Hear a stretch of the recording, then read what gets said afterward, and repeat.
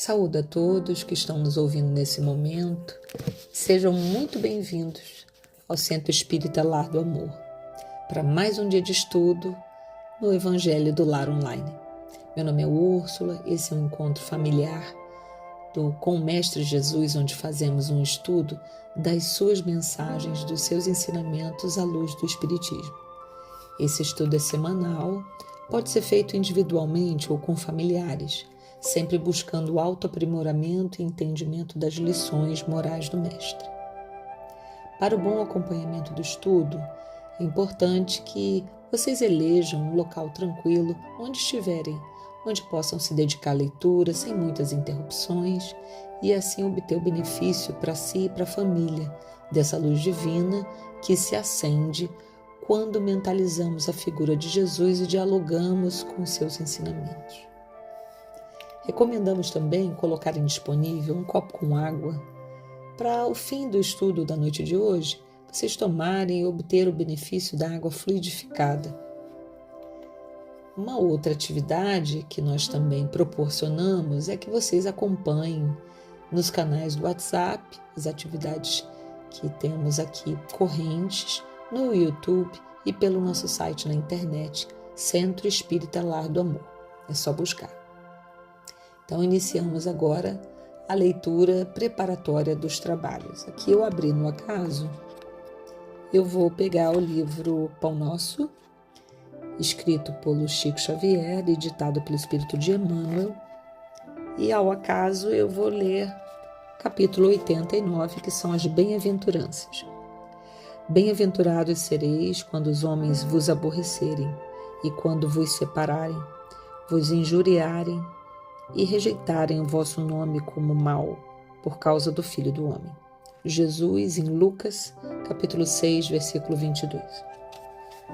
O problema das bem-aventuranças exige várias reflexões e importantes, antes de interpretado por questão líquida nos bastidores do conhecimento. Confere Jesus a credencial de bem-aventurados aos seguidores que lhe compartilham as aflições e trabalhos. Todavia, cabe-nos salientar que o Mestre categoriza sacrifícios e sofrimentos à conta de bênçãos educativas e redentoras. Surge então o imperativo de saber aceitá-los. Esse ou aquele homem serão bem-aventurados, por haverem edificado bem na pobreza material, por encontrarem alegria na simplicidade e na paz, por saberem guardarem no coração longa e divina esperança. Mas, e a adesão sincera às sagradas obrigações do título? O Mestre, na supervisão que lhe assinala os ensinamentos, reporta-se às bem-aventuranças eternas. Entretanto, são raros os que se aproximam delas com perfeita compreensão, de quem se avizinha o tesouro imediato e imenso. A maioria dos menos favorecidos no plano terrestre, se visitados pela dor, preferem a lamentação e o desespero. Se convidados ao testemunho de renúncia, resvalam para a exigência descabida e quase sempre, ao invés de trabalharem pacificamente, lançam-se às aventuras indignas de quantos se perdem na desmensurada ambição. Ofereceu Jesus muitas bem-aventuranças, raros, porém, desejam-nas. É por isso que existem muitos pobres e muito aflitos que podem ser grandes necessitados no mundo, mas que ainda não são benditos nos céus. Importante leitura, e para a noite de hoje, como é usual, vamos nos preparar, vamos fazer uma breve meditação, vamos nos recolher um pouco, encostar na cadeira, relaxar os ombros, desfranzir a testa, inspirar, agradecer esse momento importante de paz íntima, onde podemos recorrer à nossa fé, onde podemos conversar com Jesus na noite de hoje. Senhor Jesus, Meiko Rabi da Galileia, é com muita alegria que novamente, às voltas com os teus ensinamentos, buscamos beber nessa fonte fecunda que são as suas palavras e o seu legado. Cuida, Senhor, da nossa casa, da nossa família, e com muito agradecimento e com peito em alegria imensa, que iniciaremos hoje os trabalhos da noite, pensando em Ti, em Tuas palavras e na semente divina que existe em cada um de nós. Abençoa a nossa noite, os nossos passos, e nos dê o discernimento, Senhor, para encontrar as palavras e entender tudo que será dito na noite de hoje. Que assim seja. Bem, dando seguimento, o tema da noite de hoje é o Evangelho segundo o Espiritismo. Para quem quiser acompanhar, é o capítulo 1. O tema é o item 8, Aliança da Ciência e da Religião. Então, como é o protocolo, vamos fazer a leitura desse item para daí sim fazermos os comentários necessários para tentar estudar todas as palavras aqui contidas. A ciência e a religião são duas alavancas da inteligência humana. Uma revela as leis do mundo material e a outra as do mundo moral. Tendo, no entanto, essas leis o mesmo princípio que é Deus, não podem contradizer-se. Se fossem a negação uma da outra, uma necessariamente estaria em erro e a outra com a verdade. Porquanto Deus não pode pretender a destruição de sua própria obra. A incompatibilidade que se julgou existir entre essas duas ordens de ideias provém apenas de uma observação defeituosa e de excesso de exclusivismo, de um lado e de outro.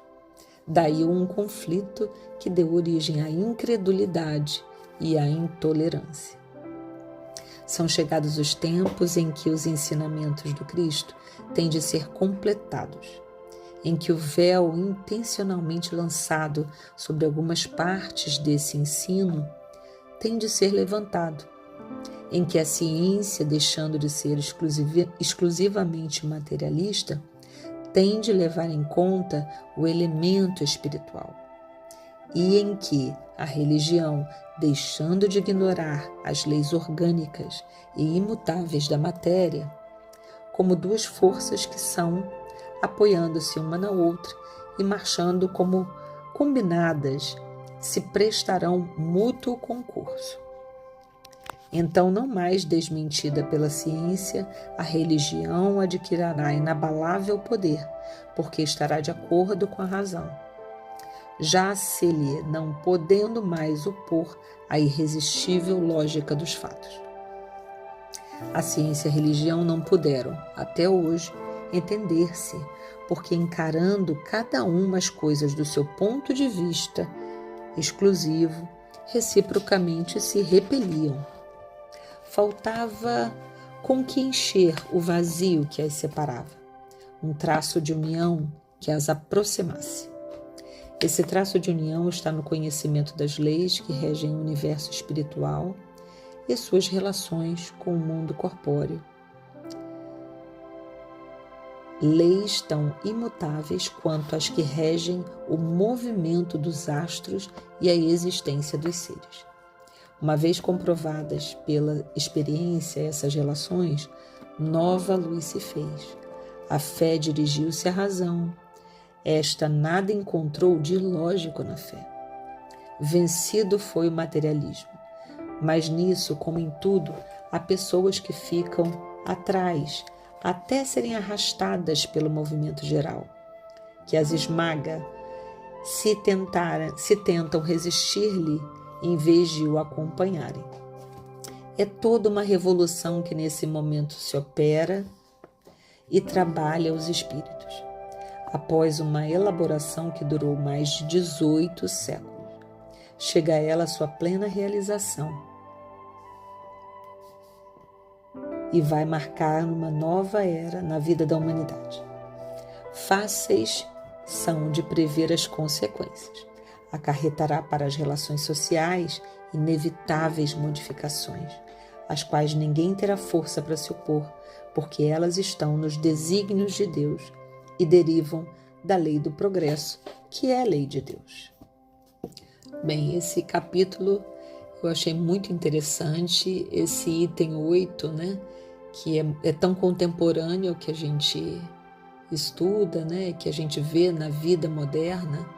Basicamente, o objetivo desse item na leitura da noite de hoje é a apresentação do Espiritismo na feição de Consolador prometido pelo Cristo em 3 aspectos diferentes, que é o científico, o filosófico e religioso. Eu também amparei aqui para a leitura do nosso Evangelho, além do Evangelho segundo o Espiritismo, também fiz uma leitura do Gênesis capítulo 4, que é o papel da ciência na Gênese, mas só para subsidiar um pouco mais. Tem também uma pauta do Espiritismo em Pauta da FEB, que é Espiritismo e Ciência, um podcast lá que o Arthur Valadares também comenta, e o livro Mecanismos da Mediunidade, do Chico Xavier e do Valdo Vieira. Também achei bastante adequado para conduzir também o estudo. Então, no livro do Consolador, tem uma reflexão, né, a respeito desses 2 pilares que são complementares, ainda que, de certa forma, eles tentam se manter afastados. Mas é da lei que eles se unam e que, combinados, façam a necessária revolução que vai trazer o entendimento que cientificamente se prova dentro do indivíduo como espírito. No livro Consolador tem a primeira pergunta: tem o espírito absoluta necessidade da ciência terrestre? E Emmanuel responde: essa necessidade de modo algum pode ser absoluta. O concurso científico é sempre útil quando oriundo da consciência esclarecida e da sinceridade do coração. Importa considerar, todavia, que a ciência do mundo não se deseja continuar no papel de comparsa da tirania e da destruição. Tem absoluta necessidade o Espiritismo, cuja finalidade é divina e é para a iluminação dos sentimentos, na sagrada melhoria das características morais do homem. Importante comentar que a ciência e a religião se encontram no Espiritismo, né? Até mesmo no livro Consolador isso está posto de uma maneira bem clara, que o concurso científico ele é importante para que o indivíduo tenha a base sólida, acadêmica, de entendimento, porque o Espiritismo ele é uma religião que ela traz esse questionamento, ela é questionadora por essência. O que fez Kardec? Ele questionava, inclusive, a parte de que ele recebia as mensagens, né, dos espíritos. Então, a ciência e a religião se encontram, sim, no Espiritismo, pela leitura. O Espiritismo não nasceu da elucubração de um indivíduo, Kardec. Ele nem de um pensamento único, ele não ficou isolado e ele criou uma religião. Ele, na verdade, na leitura, no estudo da noite de hoje, é porque o Espiritismo ele nasce da observação e principalmente da experimentação dos fatos, dos fenômenos aplicados às revelações. O que Kardec fez? Ele criou uma metodologia científica, de maneira a garantir a lógica dentro desse contexto, porque é importante que a verdade que se anunciava ela pudesse ser questionada e não ser desfeita, porque a mensagem do Mestre ela não é passível de questionamento humano no sentido da alteração da sua essência divina. Ele deve ser, sim, uma revelação que qualifica as mensagens originadas pelos Espíritos. Dessa maneira, como ocorre, garantindo a força necessária para ser submetida às análises em todos os tempos. Lembrando também que o Espiritismo é recente, século XIX para cá. Então você tem um cristianismo primitivo, você tem um cristianismo que veio de lastro até a chegada do Consolador Prometido, que é o Espiritismo, que é o Evangelho. E dentro desse contexto é recente. Então foi muito coerente que a espiritualidade tivesse esse cuidado de orientar Kardec, obviamente, que ele veio com essa missão de codificar esses ensinamentos para que eles pudessem ser, sim, submetidos à avaliação pública, questionados pelo olhar da razão e assim, ainda assim, ele transformar moralmente todos os seres humanos. Essa que é a riqueza do Espiritismo. Por quê? Porque ele não renuncia à inteligência e à razão, ele responde aos anseios do mundo moderno, trazendo à luz a mensagem do Mestre de que ele enviaria o Consolador. O Mestre Jesus foi o representante da luz divina de Deus na Terra. Para que ele se comunicasse, deveria haver mecanismos dele trazer essas informações para o público que estava se anunciando. Então, daí a necessidade da ciência como esteio de todo esse saber, para que em cima dele a moral do homem que vem evoluindo ao longo da Terra. Nós passamos de uma fase selvagem, no sentido estrito do termo, no início dos tempos, onde as condições dos indivíduos elas eram realmente primitivas e a vazão aos sentimentos selvagens era muito evidente.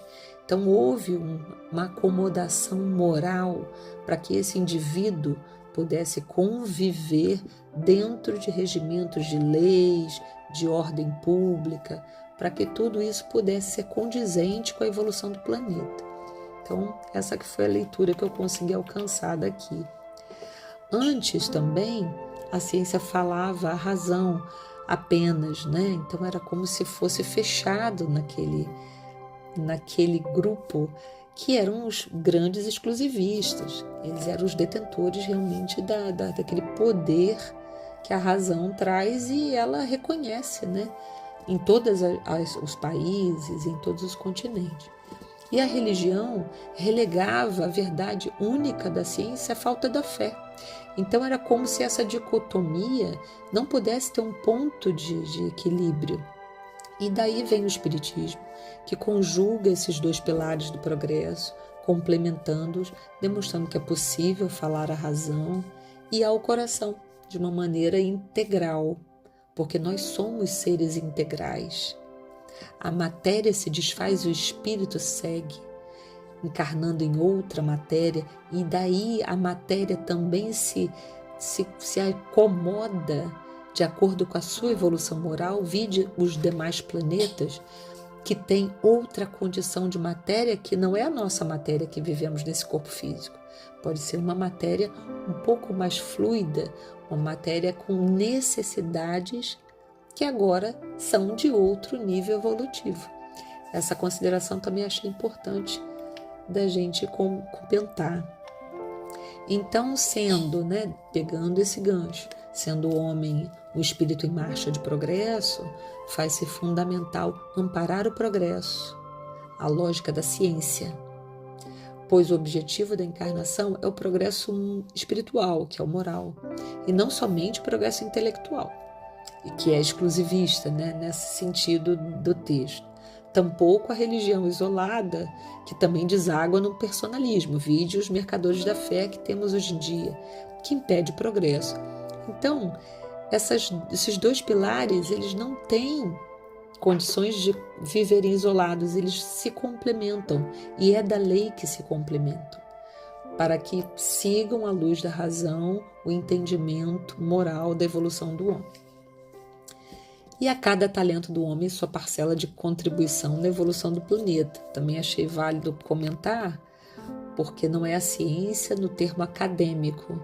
A cada homem lhe foi dado um talento de contribuir no que lhe cabe na evolução do planeta.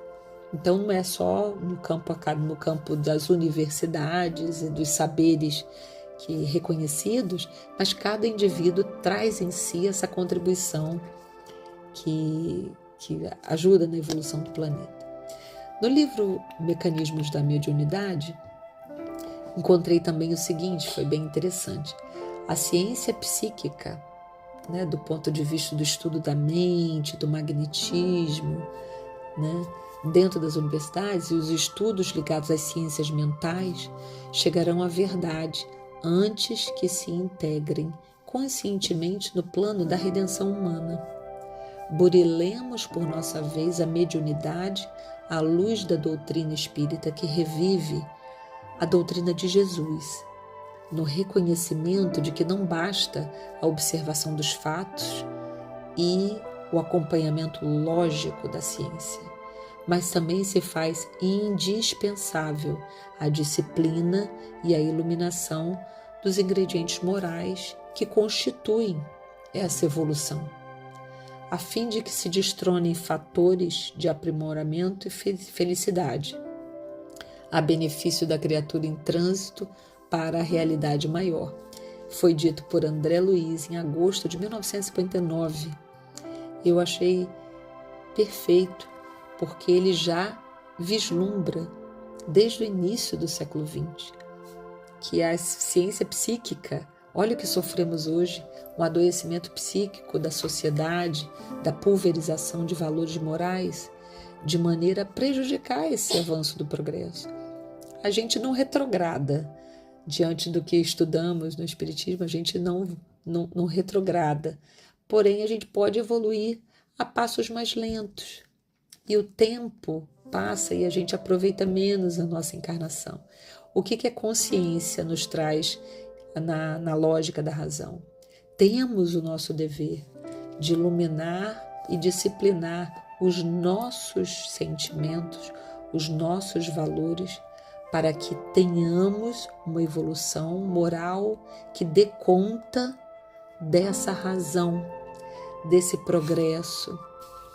Porque entendamos que não se traz uma informação tecnológica para alguém que não consegue acomodar na mente o que aquilo vai trazer de benefício. O homem é fruto do seu tempo.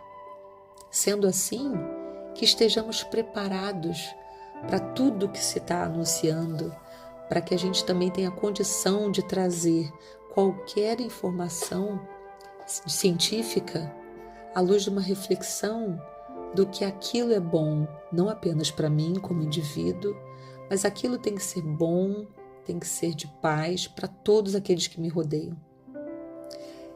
Ouvindo palestras e também podemos perceber que a boa reflexão se ao saldo do dia, né? Já dizia Santo Agostinho, que a gente possa deitar nossas cabeças no travesseiro e perceber o que fiz hoje, o que deixei de fazer, o que eu realmente errei.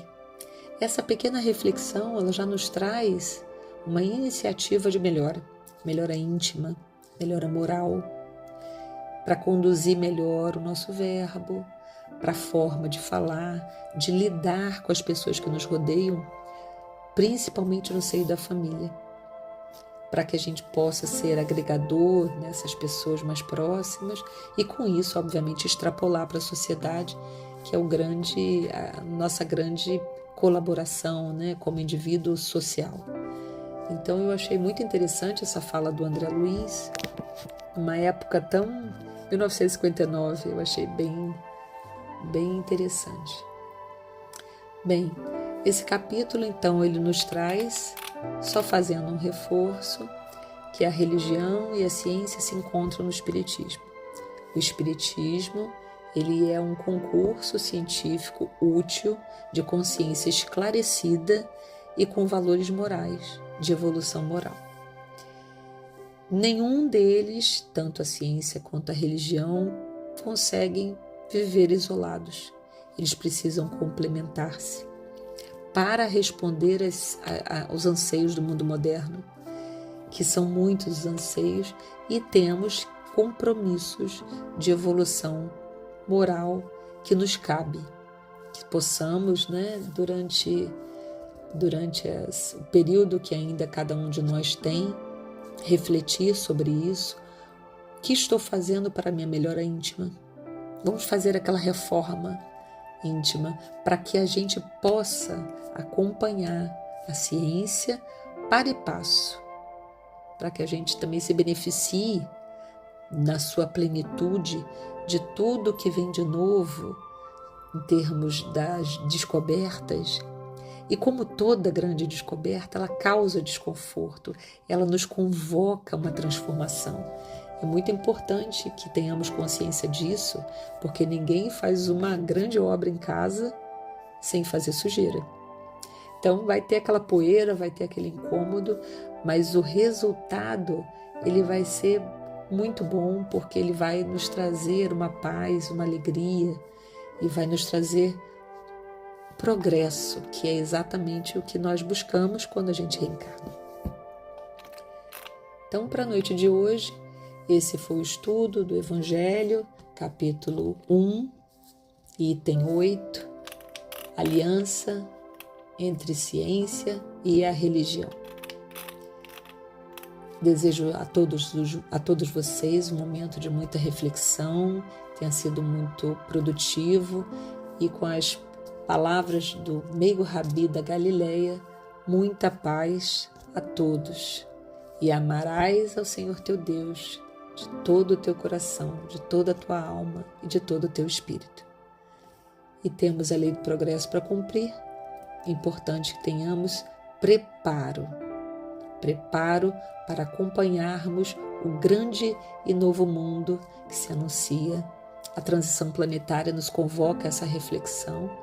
Então, que possamos, através dessas palavras, refletir e pensar o que podemos fazer de diferente. Todo dia seguinte é um dia novinho para nós refletirmos. Então, muita paz a todos, obrigada. Tenham todos bons estudos.